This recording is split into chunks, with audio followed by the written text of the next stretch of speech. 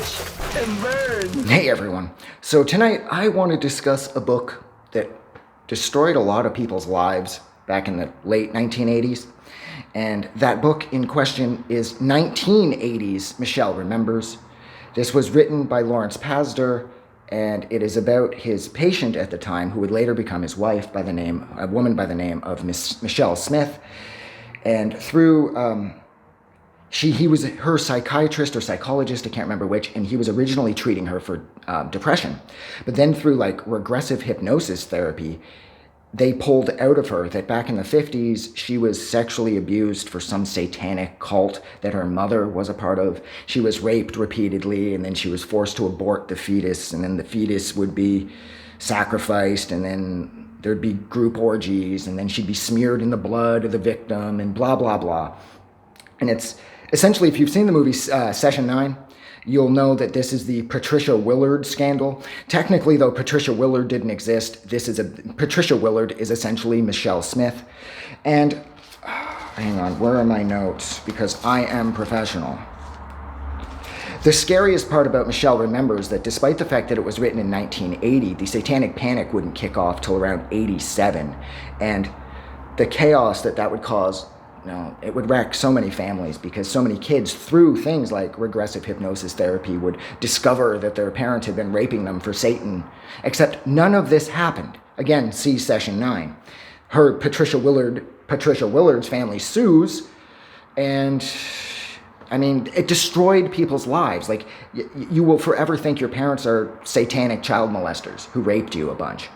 And it's all due to this book, because by the time that the Satanic Panic had actually kicked off in the late 80s, this book was being used as sort of a de facto training manual for various police forces and social services throughout Canada and the United States, and especially in the United States.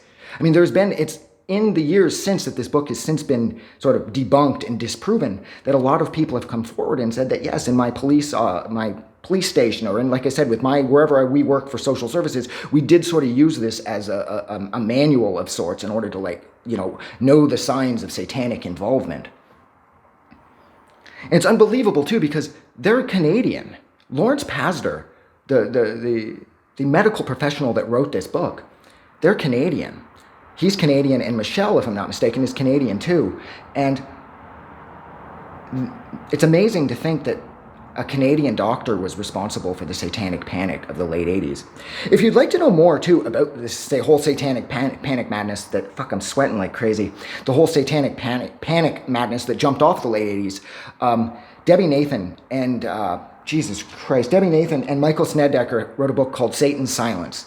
It's pretty much the final word on this. It covers so many cases, not just the McMartins, not the big ones that everybody's heard of, but they dive into so many cases that you had no idea that existed. And I think the most shocking thing about the book Satan's Silence for me was I found out that if you admitted that you were part of a satanic rapey cult, nothing would happen to you and you'd be allowed to go back to your life. So if your kid accused you of raping them for Satan, you said, yes, I did it, even though you know you didn't, the police just sort of swept it under the carpet and you were allowed to go back to living your life. But if you fought it and said, there's no way that I did this, they fucking destroyed you. So, yeah. So I'm going to go. So thank you so much for hanging out with me for a few minutes while I talked about the long since debunked and torn apart book Michelle Remembers, where every single thing she said turned out to be a bunch of fictitious nonsense. Lawrence Pazder, he's a medical professional. He's not a creative writer. So the book gets very repetitive. It's like, oh, I was raped, I was in a cage. Oh, I was raped, I was in a cage. Oh, this was sacrificed for Satan, I was in a cage. And nobody even bothered to check that throughout all of this, she was in school the whole time.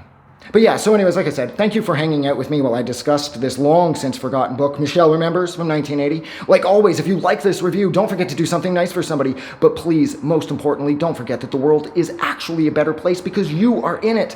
Now I'm gonna go, because this place is creepy. I found this old house and I keep hearing noises and shit. I gotta go. Have a good night.